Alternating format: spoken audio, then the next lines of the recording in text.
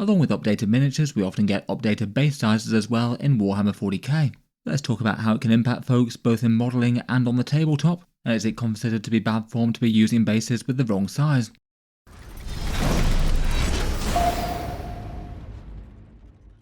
Hello and welcome back to Auspex Tactics, where today we're talking base sizes and updating them in Warhammer 40k, doing a general overview of the topic with a bunch of examples why it might happen, impacts in game, and Games Workshop's policies on legal base sizes, which are often not really hugely understood or well communicated.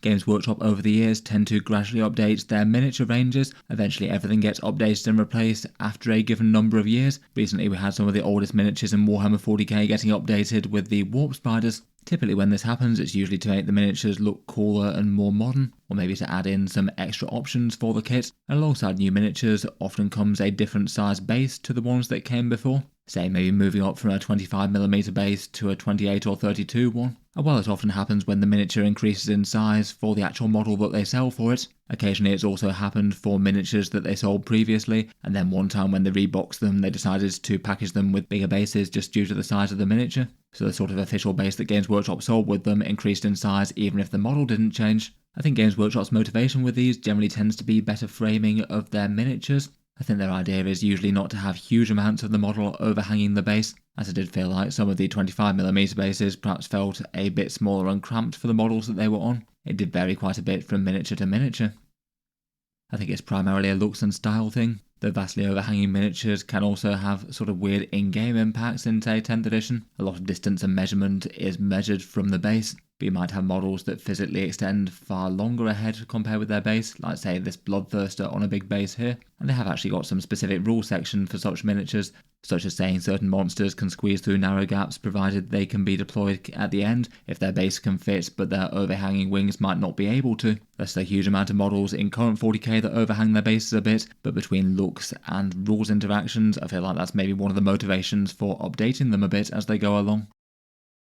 For new miniatures, a lot of them are just physically bigger as well. Say for example the old 1994 Games Workshop Avatar of Kane versus the one from a couple of years back. Just enormously bigger in size and scale, and needing a much bigger base to fit it. There's definitely been a trend amongst smaller miniatures though to update 25mm bases to something a bit more middling. In the distant past, Games Workshop often tended to have sort of 25mm or 40mm as their two most standard base sizes. For example, standard size Space Marines being on a 25mm base and Terminator equivalents being on a 40mm base. I think for the most part they just didn't have things in the middle if I remember right. Though in slightly more recent times within the last 10 to 15 years or so, 32mm bases and 28mm bases were introduced, and a fair few of their older style infantry units just got repackaged with those style bases. Say Tactical Marines, when they were updated, that they went to 32mm bases, so a fair bit bigger and chunkier for the Space Marines that they're on as opposed to the 25mm ones, which I would say felt a little bit cramped for them maybe.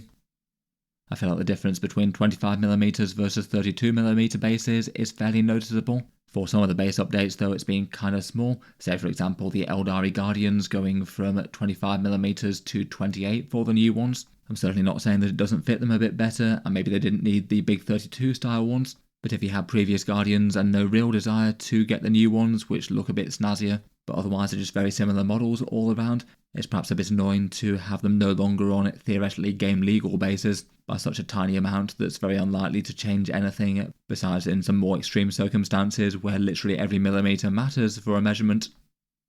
I feel like it's maybe not too unexpected when they bring out an entirely new miniature, but maybe feels a bit painful when they're selling literally the same miniature as before and then just make an arbitrary packaging decision to put them on bigger bases. Say for example Orc Boys going up from 25mm bases to 32mm bases, which I have to admit I wasn't entirely thrilled about as the owner of 200 to 250 boys on the 25mm ones. My Green Tide army coming from 5th edition. I've generally been using it more for occasional casual games as opposed to anything too competitive. I only eventually got round to updating them to the new size bases for 10th edition, which definitely was quite a big project with lots of time and hobby energy, which certainly felt a bit on the annoying side given that the models hadn't changed outside of a Games Workshop packaging decision. I guess now they've actually got a new boys kit out and about, it makes sense for them to have the same base sizes. But this first one happened I think in 2018 before the big Beast Snagger release wave. In general, base sizes typically tend to get bigger, but occasionally they have got smaller as well. The base sizes often tend to be bigger due to more old school 40k models overhanging their bases a bit more. plus just the general scale creep of models as mentioned. But smaller bases has happened at least once in the past, notably for the guard heavy weapon teams, with the KD1s getting a smaller 50mm base versus the old style 60mm base that they had previously. Typically for gameplay things, smaller bases has more advantages, such as being able to hide things or fit more things into melee if you want to. Though I guess bigger bases could have some advantages for, say, heavy weapon teams screening out the backfield in theory. So again, maybe a little bit annoying for a really quite similar model just to have a slightly different base size that doesn't really change too much really. For my heavy weapon teams, I've not got around to doing anything about them yet. I've got around about 40 of those things, and that's not as easy as fixing some base extenders to them, and plenty of them have been converted in different ways as well, so they wouldn't be super easy to chisel off the current bases and attach to smaller ones. Admittedly, maybe changing base sizes isn't the worst thing compared with Age of Sigmar, for example. When Games Workshop took down Warhammer Fantasy and released Age of Sigmar in its place, the general idea was that you could use square bases for it initially, though there generally hasn't been much support for them since. You just can't really get around the fact that they do have different profiles on the tabletop, so certain rules like auras and things or fitting stuff into melee might work differently, and most official events require you to have round bases, even if square bases are somewhat playable casually. It might be particularly weird for people who perhaps rebased their army from Fantasy to Age of Sigmar for the conversion, and then when Games Workshop released the Old World, I wonder if anyone's actually had miniatures that they've rebased to circles and then rebased back. I feel like there's got to be at least some people out there who've had to do that. In any case, circular versus square base sizes are perhaps one element of army decay. Between rules changes, model updates, and base sizes and things, 40k armies from several editions ago just might not be quite as playable in the current game for all sorts of different reasons. Things just not really directly meshing onto each other quite as well as they used to. And depending on the army, you might struggle to take certain, say, early 2000s or 1990s Warhammer armies into a tournament now without a heavy amount of update or proxying. When this is talked about online and discussed whether or not people actually need to go about updating their base sizes, Games Workshop's policy in the past often tended to be just use the base that they were bought with, though I feel like that was often coming from an era where they typically took game balance far less seriously, and I feel like players playing on legacy base size in more casual games was hardly the biggest balance problem compared with a lot of the broken stuff in, say, 7th edition or before. I still think a lot of people go with this kind of policy for just more practical reasons casually though. Say if you've got a game group that just doesn't really play at 40k all that regularly, and people aren't trying to game smaller base sizes for massive advantages or anything like that, I can understand people not really caring so much, and particularly say if they had a massive amount of models to update and they'd done them really nicely with cool bases and everything like that. I can see why a lot of people would be pretty tolerant there. As mentioned though, it can make some genuinely problematic impacts in game though, which I'll get onto in a second. And going by this one might just not be a great feeling for newer players if you want to have an absolutely balanced experience versus older ones. Say for example, in that case of the Orcs, Orc hordes will generally do better on 25mm bases compared with 32 due to being able to fit more into melee, or being able to hide more in cover and things like that. So if you had two Orc players, one with models they had from ages ago and ones with ones they just bought, and you said you can just play with the bases they were bought with, one would have a flat advantage compared with the other. It's kind of interesting that Games Workshop doesn't really have any sort of big statement in their core rules book as to base sizes and what's encouraged and what isn't. There's nothing in the actual 40k rules section as far as I can see. I'm not sure if there's any sort of aside about it somewhere in the big core book, but in general it tends to be a bit more mandated by event rules and things like that, perhaps for at least somewhat of a semi-official take on it. These are a couple of things that relate to the base sizes in their Warhammer World policy.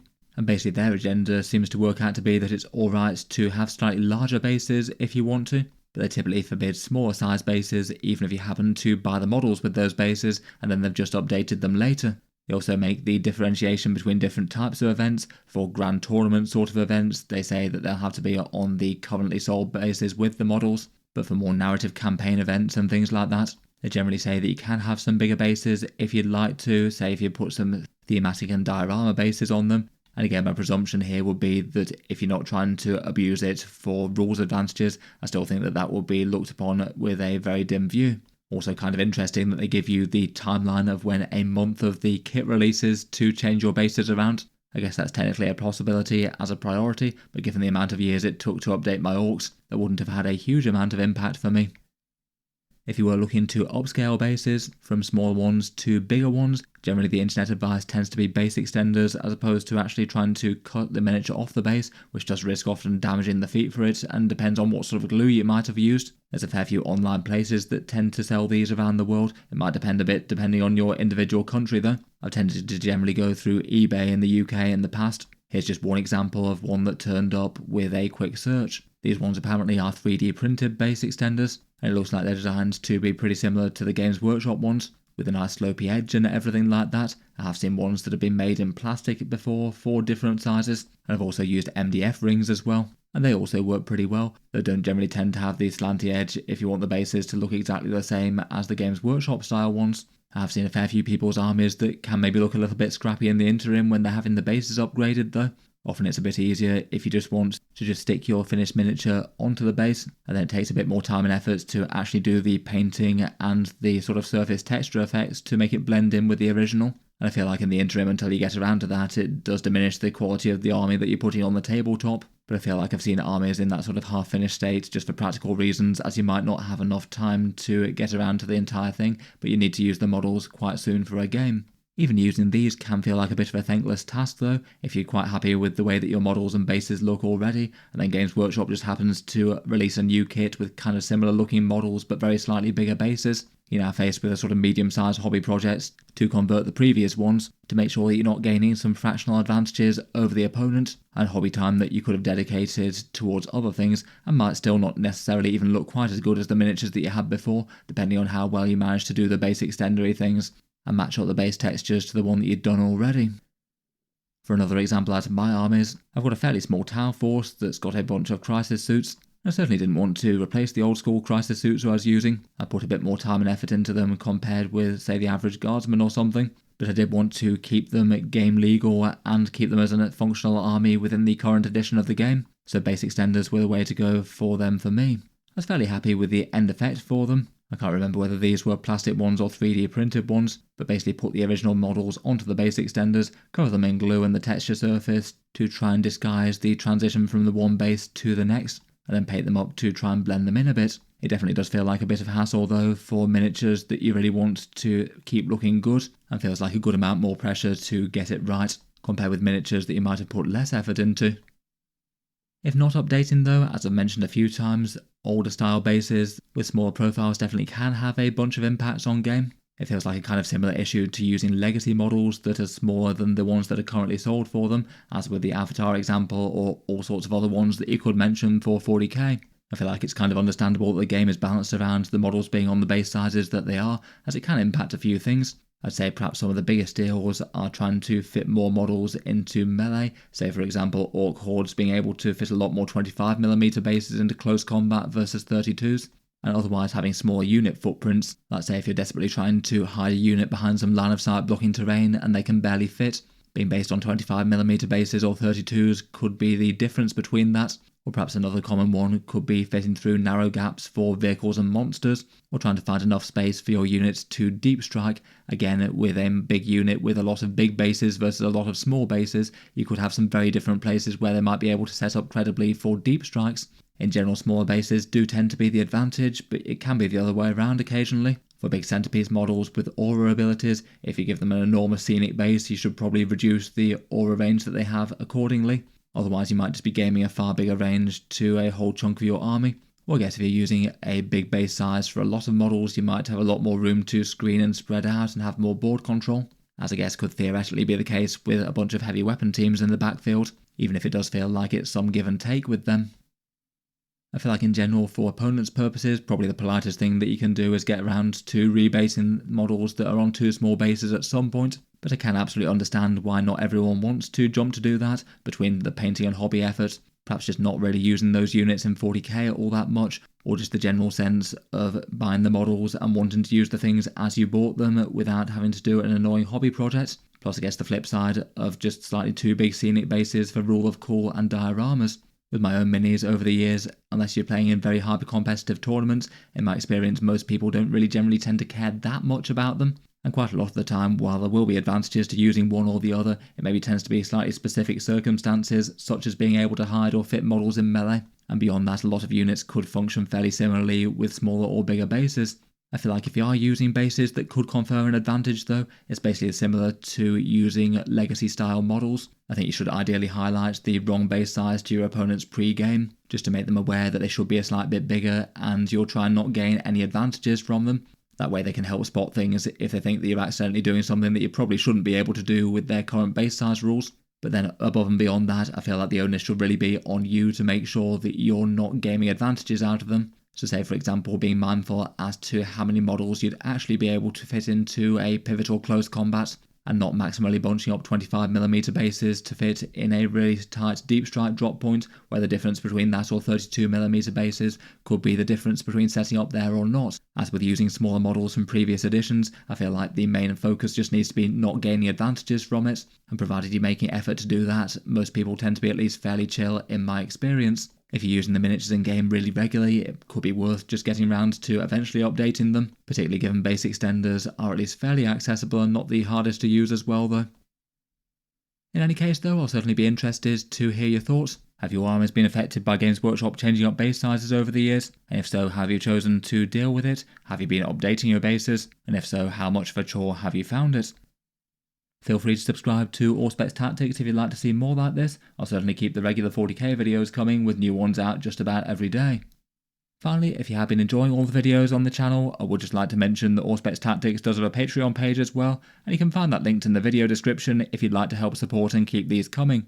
Channel patrons do get a fair few advantages, seeing certain videos early, regular votes to see what sort of things come next on the channel, and automatic entry into the regular prize giveaways with a chance to win some big model kits each month. If any of that sounds good to you, or you'd just like to help support, the link is down in the video description. In any case, a massive thank you for listening, and I'll hope to see you guys next time.